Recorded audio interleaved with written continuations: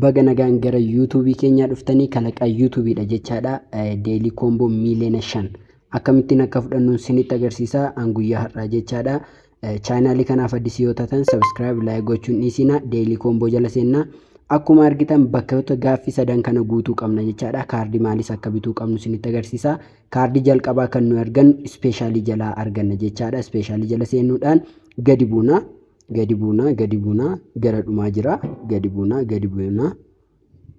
buuna kaardiin keenya jalqabaa kaardii kanadha jechaadha.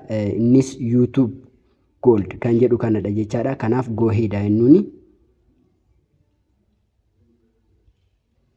Akkuma argitan inni tokkoffaan nuuf guuteera jechaadha.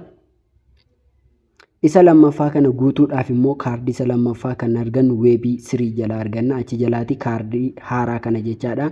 Go ahead jennuuni. Akkuma argitan inni lammaffaanis nuuf guuteera jechaadha. Inni sadaffaa kaardii kana otoo isinitti himin description jala isinii keenya Telegram channel banneerraa join gochuun irraanfatina. Wantoota adda addaa isinii gadhiisna achiin argitu jechaadha. Inni sadaffaa kan nu argannu PR Kimi jalaati jechaadha. Gadi buuna. Sorry. Kaardii isa kanadha jechaadha. Kaardii kana go ahead jennuuni. Akkuma argitan xumurreerraa miliyoona 5 fudhachuu dandeenya. Miliyoona 5 kana fudhachuuf teekennaani.